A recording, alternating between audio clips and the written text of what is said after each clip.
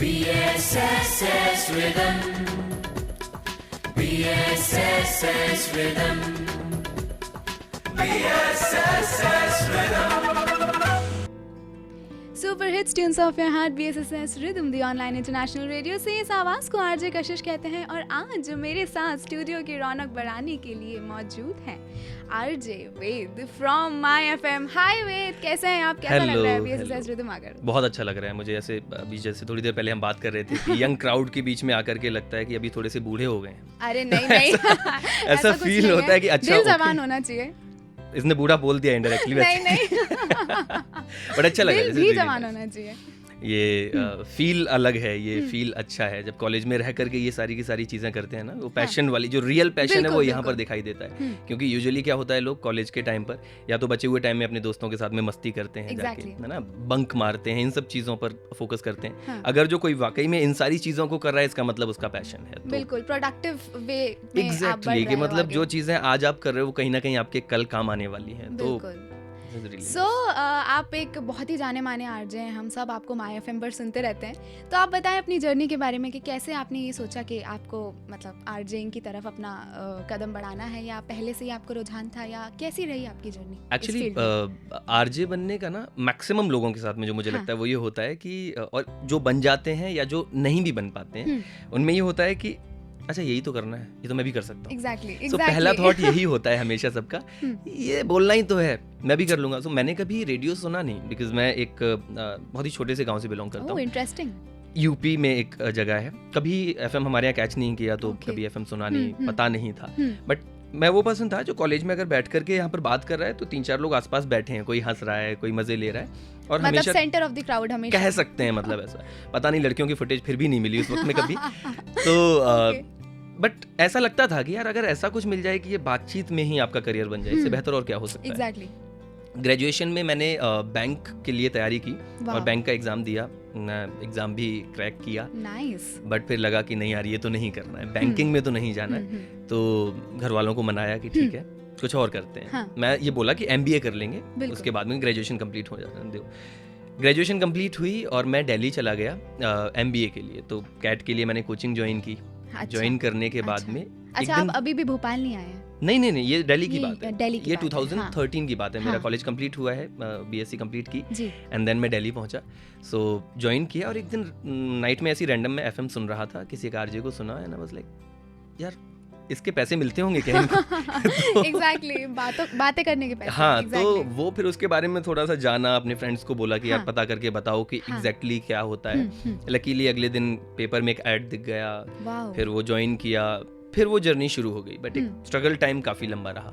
मतलब मैं सिंस आप जब कम्युनिकेशन के फील्ड में आते हो, आपके प्रोनाउंसिएशन क्लियर होने चाहिए। उर्दू तो मैं ऐसी जगह से आता हूँ जहाँ पर ट्रेन नहीं होता है, ट्रेन होता है। हमारे यहाँ पेन नहीं होता है, पेन होता है ना। हमारे यहाँ शातो होता ही नहीं है, सही होता है, वह नहीं होता। मैं वेद नहीं हूँ, मैं वेद हूँ। तो उन चीज़ों को पूरी तरह से निकालना ये एक बड़ा चैलेंज था। तो एक पूरा प्रोसेस था। फिर ज्वाइन किया था। तो मैं इंटर्नशिप के लिए ट्राई कर रहा था कि किसी रेडियो स्टेशन में इंटर्नशिप मिल जाए। मेरे पास में अभी भी वो डायरी है जिनमें पूरे देश के सारे हिंदी स्पीकिंग मार्केट्स के जो FM हैं उनके नंबर हैं। और मैं हर 15 दिन में एक बार उनको कॉल करता हूँ सर इंटर्नशिप के लिए। अरे बहुत लंबा था वो, पेनफुल भी था ऐसे कहूँगा कि मैं कॉल कर रहा हूँ, मैं कह रहा हूँ सर मुझे इंटर्नशिप मिलेगी क्या? लाइक नहीं अभी जगह नहीं मिल पाएगी। मैं चल के भी गया, मैं भोपाल के भी हर एक रेडियो स्टेशन में मैंने कॉल किया होगा उस वक्त। मैं जयपुर चल के भी गया, सारे रेडियो स्टेशंस में घूमा। मैंने कहा इंटर्नशिप दे दो यार, कोई तो दे दो, बट नहीं दी। मतलब इंटर्नशिप नहीं मिल पाई। देन एक कम्युनिटी रेडियो था आगरा में। तो वो लोग क्या करते थे, पैसे लेते थे और इंटर्नशिप कराते थे कि आप पे करो हम और आपको इंटर्नशिप कराएंगे। लाइक करनी तो है यार, सीखना तो है कि कैसे वर्किंग होती है। मैंने उनको पे किया और मैंने ज्वाइन कर लिया। 1 महीना हुआ था, 1 महीने के बाद उन्होंने अपना एक शो मुझे दे दिया। और वहाँ पर 3 महीने काम किया अराउंड मैंने। 3 महीने के बाद में एक कम्युनिटी रेडियो ओपन हो रहा था ग्रेटर नोएडा में। पता नहीं उनको कहाँ से नंबर मिला, उनका कॉल आया कि आप हमें ज्वाइन कर लीजिए। मैंने वहाँ पर ज्वाइन कर लिया। फिर 2014 to 16 एक जॉब थी, थोड़ा कम पैसा था बट चल रहा था, प्रैक्टिस चल रही थी, अपने आप को सुधारने का काम चल रहा था। लेकिन वो स्ट्रगल वाला फेज था, रिजेक्शन वाला फेज था कि आप कमर्शियल में ट्राई कर रहे हो, आप लोगों को CV भेज रहे हो, लिंक्स भेज रहे हो, सब कर रहे हो, बट नहीं हो रहा कहीं। तो वो पूरा एक लंबा टाइम था। एंड देन फाइनली 2016 में माय एफएम के साथ अभी मैं हूँ, तो माय एफएम से ही कॉल आया था और फिर मैंने अजमेर में ज्वाइन किया था। फिर धीरे धीरे जर्नी शुरू हो गई, फिर अजमेर के बाद उदयपुर एंड देन जयपुर, अभी भोपाल। तो आपने अभी एक बात कही, रिजेक्शन और स्ट्रगलिंग जो पीरियड होता है उसमें काफ़ी मतलब इंसान डिप्रेस्ड हो जाता है और एकदम टूट जाता है, लॉस्ट हो जाता है। तो कुछ टिप्स एंड हैक्स जिससे कि वो उभर सके, मतलब हर एक इंसान की लाइफ में वो फेज आता है कहीं ना कहीं, तो आप उस पर क्या कहना यार? मेरा मानना है कि हर एक फेज की ना लड़ाई अलग होती है। मतलब उस वक्त मेरे करियर की लड़ाई अलग थी। उस वक्त ये था कि मुझे अपनी पोजीशन बनानी है। बिल्कुल। आज ये है कि मुझे अपनी पोजीशन दिखानी है। सो हर फेज की एक अलग लड़ाई है हमारी। अब अपने आप को साबित करने की लड़ाई कभी खत्म नहीं होती। Exactly. तो ऐसे में मेरा मानना सिर्फ ये है, उस वक्त भी कई एक बार लगता था कि शायद मैं बना नहीं हूँ इसके लिए। दूसरा, मैंने एक टीचिंग का जो मेरे पास ऑप्शन था ग्रेजुएशन के बाद में, बीटीसी हमारे यहाँ पर एक होता है, गवर्नमेंट टीचर आप बन सकते हैं। मेरी मम्मी, मेरे नाना जी, मामा सब लोग टीचर। तो वो छोड़ा, मैंने बैंक छोड़ा। अब घर वालों को मुंह कैसे दिखाओगे आप कि आपने पैशन के नाम पर कर तो लिया, लेकिन ये 3 साल हो गए आपका कुछ हो तो रहा नहीं। Exactly. क्या बोलोगे आप उनको? बट लकीली मेरे घर वाले थोड़े अच्छे थे।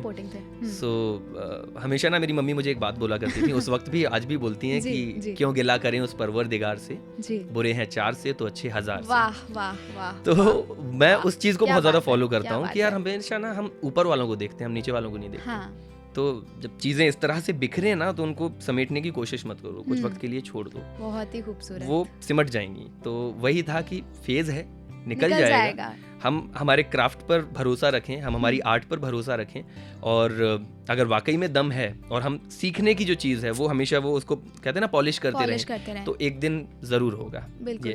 आपने अभी एक शायरी फरमाई और हम आपको सोशल मीडिया पर देखते रहते हैं कि आप काफ़ी अच्छे राइटर हैं। तो जो हमारे स्टूडेंट्स हैं या जो हमारे फ्रेशर्स हैं या जो बडिंग आर्टिस्ट हैं, बडिंग राइटर्स हैं, उनको आप क्या कहना चाहेंगे? उनको क्या आप एक इम्पॉर्टेंट टिप या हैक देना चाहेंगे? मुझे लगता है राइटिंग जैसी चीज़ें ना कभी भी कोई पीपीटी नहीं सिखा सकती आपको। Exactly. कोई बुक आपको सिखा नहीं सकती। राइटिंग जैसी चीज़ें मे बी रियलाइज आपको बाद में होता है, बट ये चीज़ें बचपन से होती हैं। मैंने कभी नहीं लिखा कुछ। मैंने फर्स्ट टाइम एक पोइट्री लिखी थी कॉलेज में 2013, वो मज़े में बहुत ही बेसिक थी, वो उस वक्त लिखी थी। अभी तक वो डायरी मेरे पास में है। तो तब भी ऐसा कुछ था नहीं। फिर मैंने थोड़ा ज़्यादा लिखना शुरू किया 2016 से, बट मैं कभी ऐसे शेयर नहीं करता था। 2019 से मैंने कंटिन्यूस शेयर करना शुरू किया कि अच्छा ठीक है, वेद जो भी लिख रहा है, वेद की जो भी पोएट्री है वो वेदवाणी है। तो तब से मैंने ये थोड़ा सा करना शुरू किया। और मुझे ये लगता है कि आप सोचिए, आप देखिए, आप जिंदगी में मैं एक बार जाकिर खान का इंटरव्यू कर रहा था, उन्होंने बड़ी कमाल की बात बोली। वो इंसान इतना कमाल है, सबके फेवरेट है वो। उस आदमी के पास में इमोशंस भर भर के हैं और एक्सपीरियंस भर भर के, बहुत ही कमाल का। तो उस इंसान ने मुझे एक बात बोली थी कि यार आप ना सारी जिंदगी जी के नहीं देख सकते।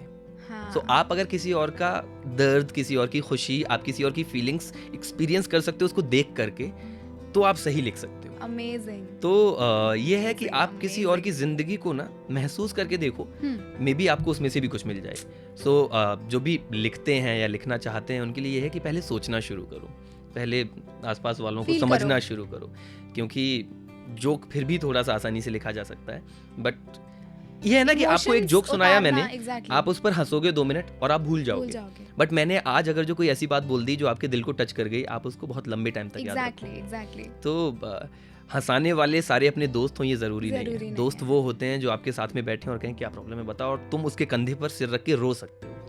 तो वो अपनापन मुझे चाहिए। तो मेरी राइटिंग में भी मैं बड़ा ही बेसिक सा लिखने की कोशिश करता हूँ कि सबको समझ आए। मैं बहुत ही भारी बातें डाल करके उनको बहुत भारी नहीं बनाना चाहता। तो ऐसा लगे कि अगर मैं कशिश से बात कर रहा हूँ, कशिश ने मेरी कोई राइटिंग पढ़ी, तो उसको कहीं ना कहीं कनेक्ट फील हो कि अच्छा हाँ यार ये तो मेरे साथ में भी हुआ है। सो वो एक कोशिश रहती है जितना सिंपल लिख सकते हैं, क्योंकि सारे लोगों को वो टिपिकल, क्योंकि आज भी ये है ना कि अगर शायरी या पोइट्री की बात होती है या लिटरेचर की बात होती है, लोगों को बहुत भारी चीज है, अपने बस का नहीं है, समझ बोरिंग है। एग्जैक्टली। आजकल तो मतलब यूथ में आपको बताऊं, ये लोग यही समझते हैं कि यार सेंस ऑफ ह्यूमर होना चाहिए, ये सब तो हाँ, बट सेंस ऑफ ह्यूमर का भी एक ये है ना कि ये भी चीजें ठीक है, 4 दोस्तों के बीच में जो जोक चल रहा है वो जरूरी नहीं है 4 और लोगों के बीच में चल जाए, उसके अलग अलग डेफिनेशंस होते हैं। सो बट शायद इन लाइंस की खूबसूरती ये है कि अगर यहाँ 4 लोग बैठे हुए हैं, उनको वो चीज अपनी सी लगी तो उन चारों को भी लगेगी। सबने अपनी जिंदगी में धोखे खाए, सबने अपनी जिंदगी में ठोकरें खाई हैं, सबने कहीं ना कहीं बुरा वक्त देखा है, सब किया है। तो ये वो एक ये वो झाड़ू है जो सबके घर में है, तो बिल्कुल, आप बस बिल्कुल, उस झाड़ू का ध्यान रखिए, बिल्कुल। बाकी तो सोचते सोचते लिखते जाकिर जाओगे। खान का आपने जिक्र किया, तो कैसा रहा था उनके साथ एक्सपीरियंस मिलने का? अमेजिंग, वो मतलब वो इंसान से मुझे बात करना पर्सनली बहुत पसंद है। सो मैं स्टैंड अप अभी शो भी था, सपने देखती हूँ, पता है। अच्छा। मुझे जाकिर खान से मिलना है एक बार। वो अमेजिंग, वो मतलब आप या तो फनी होते हो हाँ। या इमोशनल होते हो। वो इंसान इमोशनली फनी है।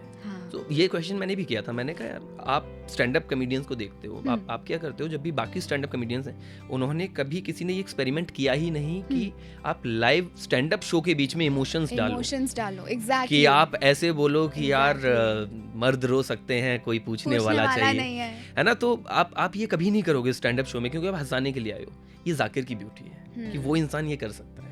वो आकर के बोलेगा कि यार ये माँ का रिश्ता है, इसको सेक्युलर रहने दो। तो या तो इमोशनल, क्योंकि जब आप ज्यादा इमोशनल होते हो फन साइड थोड़ा साइड में हो जाती है। एंड ही वाज लाइक यार अपन फनी है नहीं, हम फनी लोगों के देश नहीं है, हम फनी बनते हैं, हमें फनी लोग पसंद आते हैं, बट एट द एंड हमको कौन चाहिए जो हमारे साथ में बैठ के बात कर सके, सुन सके, हमारी बात सुन सके। तो वो ब्यूटी है उस इंसान की कि वो इमोशनल भी है, वो फनी भी है, वो दोनों चीजें, वो कॉम्बिनेशन मुझे बहुत ही कम देखने को मिलता है ऐसा, जो इंसान फनी भी हो और emotional. He is one and only Zakir Khan. Zakir, we love you. Okay, so बात अभी शायरी और पोएट्री की हो रही थी, तो कोई ऐसी शायरी या पोएट्री जो आपकी बहुत दिल के करीब हो, या आपने जो लिखी हो, या आपकी कोई ऐसी फेवरेट तो हो जाए फिर? यार मुझे मेरे साथ में दिक्कत ये है कि मेरी लिखी हुई चीजें मुझे ऐसे याद नहीं रहती, ये बड़ी प्रॉब्लम है। तो मैं जब बोलता भी हूँ ना, तो मुझे सामने पेपर लेके बैठना पड़ता है। कोई बात नहीं। मेरी एक कुछ टाइम पहले मैंने एक पोएट्री लिखी थी, ये लॉकडाउन में लिखी थी। हम सबके ऊपर ना एक प्रेशर रहता है, हम सबको लगता है कि यार करना है वाला, और उसके चक्कर में वो प्रेशर कब टेंशन में बदल जाता है पता नहीं चलता। फिर अपन कंपेयर करते हैं कि यार कशिश की लाइफ तो बढ़िया है, ये तो आरजे है यार, इसकी जिंदगी में सब सही चल रहा है। कशिश किसी और से कंपेयर करती है कि यार इसका सही चल रहा है। सो अपन दूसरों को देख करके ही परेशान होते रहते हैं। उस पर कुछ लिखा था कि सबको विनर ही क्यों बनना है, सबको लिस्ट में टॉप ही क्यों करना है, क्यों एवरेज होना वेस्ट ऑफ लाइफ है, क्यों हमारे गले पर रखा खुद को प्रूव करने का एक नुकीला नाइफ है। आखिर किसने ये रेस बनाई, क्या वो कभी थकता नहीं था, या फिर उसकी राहें थी आसान, सच्चाई से उसका वास्ता पड़ता नहीं था। 4 लोग कम जानेंगे, 4 पैसे कम कमा लेंगे, चलो हमारी तो इच्छाएं भी नहीं है इससे ज्यादा, पर इस जमाने को हमारी औकात हमारे पैसे और नाम से ही क्यों परखना है। क्यों किसी का लुक उसके कपड़े के ब्रांड से जज होता है, क्यों जिसके पास बड़ा घर महंगी कार नहीं है वो एक सिक्का खोटा है। हो सकता है कि उसकी किस्मत उसके साथ ना हो, या हो सकता है कि इतनी तेज रफ्तार से भागने के उसके हालात ना हो। क्या पता कि वो यहां तक पहुंचने के लिए भी कितना चला है। आज एक कमरा तो है उसके पास, शायद अब तक वो एक छप्पर में ही पला है। पैसे वाले और सफल लोगों के ज्ञान से थोड़ा हटो तो बैठना किसी आम आदमी के पास, करना बातचीत उनसे उनकी मेहनत के बारे में, तब समझोगे कि ये बदनसीब कमबख्त भी तपती धूप में बहुत जला है। कामयाब आदमी का स्ट्रगल सबको दिखता है, किसका कितना नाम है आदमी उतनी ही कीमत में बिकता है। मुबारक हो तुम्हें ये तुम्हारे सो कॉल्ड क्लास और स्टैंडर्ड। एक्स्ट्रा ऑर्डिनरी होने का प्रेशर अब हमसे नहीं झेलता है, ना हूँ टॉपर, ना कोई अचीवर और ना ही रिच, और इस बात को मानने में कोई मलाल नहीं है मुझे। हाँ, मीडियोकर होने में भी मुझे एक अलग सुकून दिखता है। Ladies and gentleman, this was wait वानी फॉर यू। और बिल्कुल आपने प्रूव कर बताया कि आप काफी अच्छा लिख लेते हैं, काफी आपको काफी एक्सपीरियंस है। So I am really impressed by you, and I am sure हमारे BSSS रिदम के लिसनर्स और हमारे फ्रेशर्स भी, उनको भी सुन के बहुत अच्छा लगा होगा। तो फ्रेशर्स की बात जैसे मैंने निकाली, तो अभी हमारे नए फ्रेशर्स आए हैं ताज़े, तो क्या लगता है आपको कम्युनिकेशन स्किल्स किसी एक इंसान की पर्सनल डेवलपमेंट में कितना हेल्प कर सकती है? कम्युनिकेशन स्किल उतनी ही ज़रूरी है आई थिंक जितना घर में दूध का होना ज़रूरी है। कि आप क्या करोगे, कोई आया है आप चाय नहीं पिला सकते, आप हर बार कोल्ड ड्रिंक नहीं ऑफर कर सकते। हाँ। तो वो कम्युनिकेशन स्किल ज़रूरी नहीं आपको आरजे बनना है, आपको कैमरे को फेस करना है, वहीं ज़रूरी है। कम्युनिकेशन स्किल वो चीज़ है जो आप किसी इंसान से मिलते हो तो आप सामने वाले पर अपना क्या इंप्रेशन डालोगे। बिल्कुल। सो आप चाहे किसी भी फील्ड में जाइए, आपको लोगों से इंटरेक्ट करना ही पड़ेगा। ऐसा हो नहीं सकता कि आप एक अपनी ही जोन में रहें और आप किसी से ना मिलें, ऐसा पॉसिबल ही नहीं है। हाँ। तो कम्युनिकेशन स्किल बहुत ज़्यादा मैटर करती है, और आपको सामने वाला इंसान कितना याद रखेगा ये आपके उन चंद लम्हों पर डिपेंड करेगा जहाँ पर शुरुआत में आप उससे मिले हो। तो बहुत ज़रूरी है, हर किसी के लिए ज़रूरी है, हर फील्ड के लिए ज़रूरी है और इस पर तो काम करना ही चाहिए। क्योंकि कई बार होता है ना, हम कुछ लोगों को देखते हैं और देख के लगता है यार क्या सही है, और मुंह खोलते ही एकदम अरे कौन है यार ये, क्यों? सही बात है। सो आप अपनी शब्दों का कैसा चुनाव करते हैं, आप सामने वाले पर कैसी बातें करके अपना क्या इंप्रेशन छोड़ के जाते हैं, ये आपके ऊपर होता है। तो कुछ ऐसी टिप्स एंड हैक्स आप जो देना चाहें हमारे फ्रेशर्स को, जो अपने कम्युनिकेशन स्किल्स पर वर्क कर सकें और कम्युनिकेशन स्किल्स इम्प्रूव कर सकें?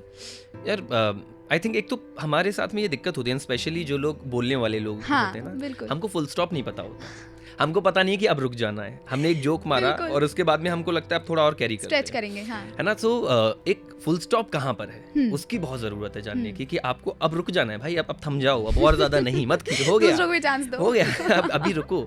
सो कई एक बार अपन इम्प्रेस करने, सामने वाले के ऊपर इम्प्रेशन झाड़ने के लिए अपन क्या करते हैं, बोले जा रहे हैं और आसपास वाले फिर इरिटेट हो जाते हैं। मे बी हम लोग क्या है कि अभी भी थोड़े से लिहाज करने वाले लोगों में से हैं कि मुंह पर बोलते नहीं है, बट लगता सबको ही है। तो फुल स्टॉप बहुत ज़रूरी है कि आपको कहाँ रुकना है वो आप देख लो कि अब रुक जाओ। दूसरा, कोशिश करें कि सामने वाले को, मैं कुछ लोगों को जानता हूँ, वो लोग होते हैं ना जो पहली मीटिंग में सब बता देते हैं। हाँ। वो ये बता देते हैं कि अरे तुमको पता नहीं है, हमारे घर पर तो हम सोने की चम्मच से खाते हैं, exactly. मैंने मेरे करियर में ये किया हुआ है। वो आपकी पर्सनैलिटी आपकी औकात बता देगी, आपकी बातें आपकी औकात बता देगी। और अगर नहीं बता पा रही है, आपकी आवाज़ की ज़रूरत पड़ रही है आपकी औकात बताने की, मतलब आपकी कोई औकात है नहीं। एग्जैक्टली। सो ऐसे लोग नहीं पसंद आते हैं लोगों को, जो थोड़ी सी लंबी चौड़ी फेंकने वाले होते हैं कि ऐसा ना बने बस। बाकी आप जो है खूबसूरत हैं, खुद पर यकीन रखिए और हर दिन बेहतर करने की कोशिश करिए, क्योंकि बेस्ट कोई नहीं है। सो हर दिन के साथ में हम कुछ सीखते हैं, हर दिन कुछ नई ठोकरें हैं, हर दिन कुछ नई लर्निंग्स हैं।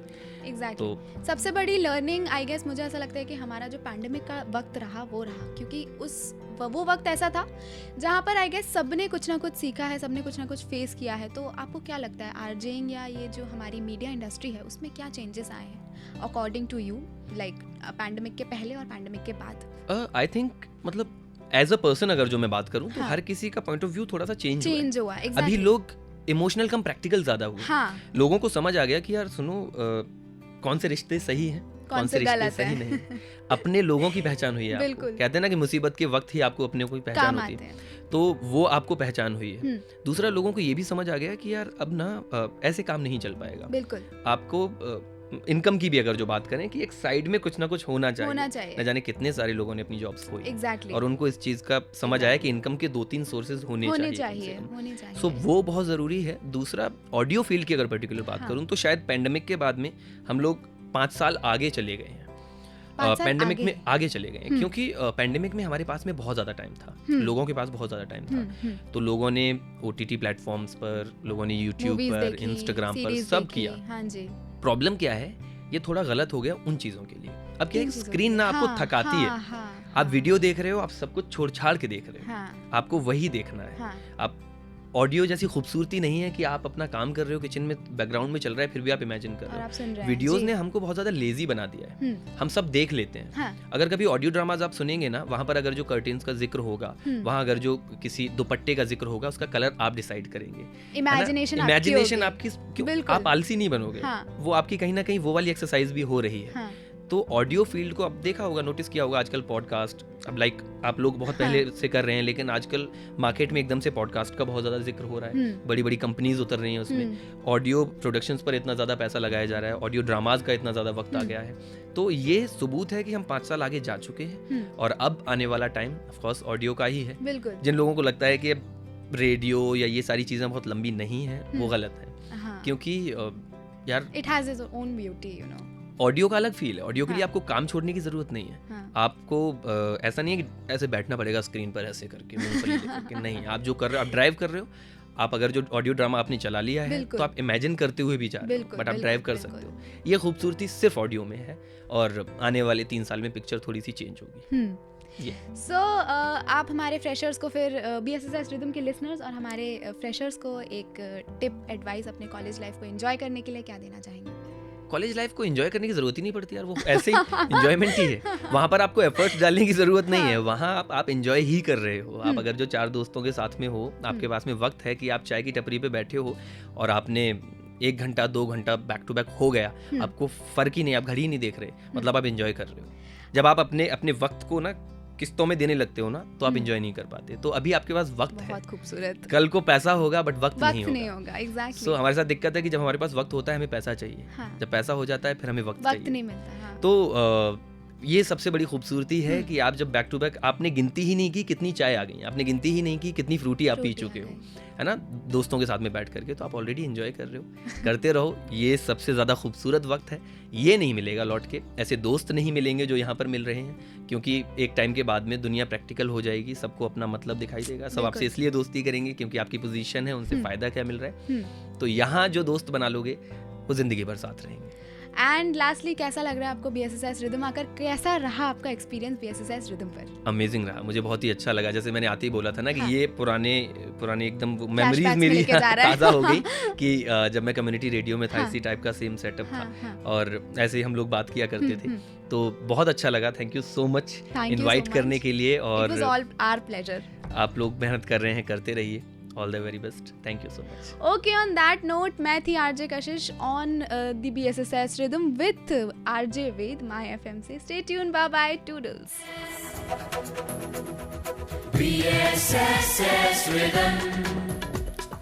BSS Rhythm.